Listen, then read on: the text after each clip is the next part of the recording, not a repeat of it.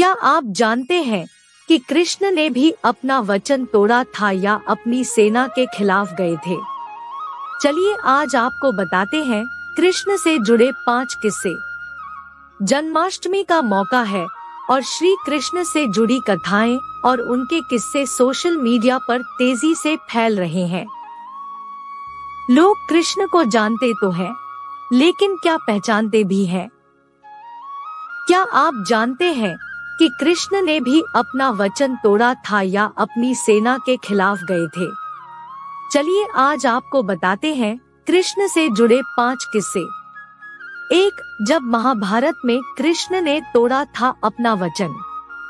किसी दोस्त को कहते सुना था कि श्री कृष्ण ने तो महाभारत की लड़ाई में कोई अस्त्र या शस्त्र उठाया ही नहीं। उन्होंने सिर्फ अर्जुन के सारथी बनने की बात स्वीकारी थी और पूरे युद्ध में अपने उपदेश दिए थे, लेकिन क्या ये वाकई सही है? इस बात के पीछे 2 तर्क दिए जाते हैं। सबकी शुरुआत तब होती है जब दुर्योधन भीष्म पितामह पर गुस्सा दिखा रहा था। वजह ये थी कि एक भी पांडव नहीं मरा था। अब भीष्म ने दुर्योधन को क्या उत्तर दिया, इसके बारे में भी 2 कहानियां हैं। पहली कहानी के मुताबिक भीष्म गुस्सा होकर दुर्योधन को मंत्र पढ़कर 5 सोने के तीर देते हैं और कहते हैं कि उन्हीं से कल पांडवों का अंत होगा। इस पर दुर्योधन तीर अपने पास रख लेते हैं। जब श्री कृष्ण को ये पता चलता है तो वो अर्जुन को दुर्योधन के पास भेजते हैं। कथाओं में ये किस्सा मशहूर है कि अर्जुन ने दुर्योधन की जान बचाई थी और दुर्योधन ने अर्जुन को वचन दिया था कि वो उससे कुछ भी मांग सकता है। इसी में कृष्ण अर्जुन को दुर्योधन से 5 सोने के तीर मांगने को कहते हैं। दुर्योधन दे देता है। भीष्म पितामह इस बात से खफा हो जाते हैं और अर्जुन को मारने के लिए युद्ध करते हैं। भीष्म के आगे अर्जुन टिक नहीं पाते और गिर जाते हैं।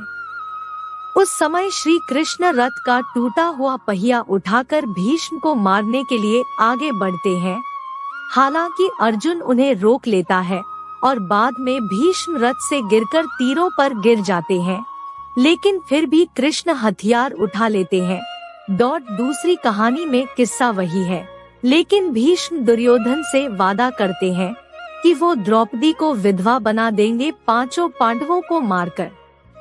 जब कृष्ण को इस बात का पता चलता है तो वो द्रौपदी को भीष्म के पैर छूने को कहते हैं, बिना ये बताए कि वो कौन है।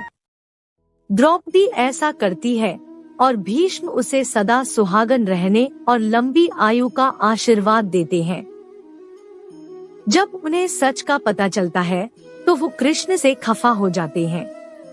उस समय कृष्ण कहते हैं कि आपका वचन मेरी वजह से टूटा तो मेरा वचन भी आपकी वजह से टूटेगा।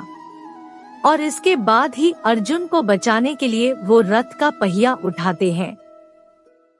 2 श्राप के कारण हुई थी कृष्ण की मृत्यु। महाभारत की लड़ाई में गांधारी के 100 पुत्रों की मृत्यु हो गई थी। जब श्री कृष्ण गांधारी के पास पहुँचे तो दुखी गांधारी ने उन्हें श्राप दिया कि 36 सालों में वो मारे जाएंगे और उन्हीं के साथ यदु वंश का विनाश हो जाएगा। श्री कृष्ण ये जानते थे कि यदु वंश अब लोभ और मोह में आ गया है, इसलिए उन्होंने सिर्फ तथास्तु कहा। दूसरा श्राप मिला था ऋषि दुर्वासा से। दुर्वासा ऋषि ने अपने कृष्ण को अपने पूरे शरीर में खीर लगाने को कहा था। कृष्ण ने ऐसा ही किया, सिर्फ उनके पैरों को छोड़ दिया। इससे खफा होकर दुर्वासा ने श्राप दिया कि कृष्ण अपने पैर की वजह से मरेंगे। महाभारत के युद्ध से पहले दुर्योधन और अर्जुन दोनों ही कृष्ण के पास मदद मांगने गए थे। जब दोनों पहुँचे तो कृष्ण सो रहे थे। कृष्ण के सिर के पास दुर्योधन खड़े हो गए और पैरों के पास हाथ जोड़कर अर्जुन।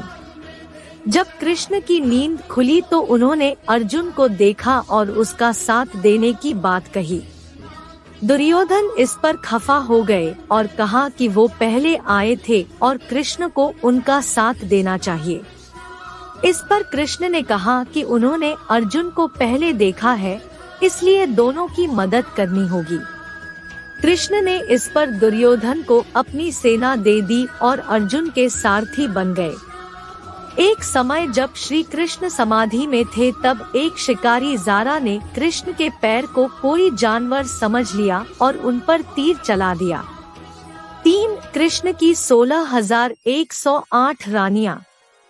ये सभी को पता था कि कृष्ण की 16,108 रानियां थी और 80 बच्चे, लेकिन कृष्ण की सिर्फ 8 पटरानियां क्यों थी? दरअसल रुक्मणी, सत्यभामा, जम्बावती, नागनजीती, कालिंदी, मित्रवृंदा, भद्रा और लक्ष्मणा ही कृष्ण की असली रानियां थी। हर रानी से कृष्ण के 10 बच्चे थे। बाकी 16,100 महिलाओं को कृष्ण ने एक राक्षस नरकासुर से छुड़वाया था और अपने अपने घर भेज दिया। किसी के घर वालों ने उन्हें नहीं अपनाया तो बाद में श्री कृष्ण ने उनसे शादी कर ली, लेकिन कभी कोई रिश्ता नहीं बनाया।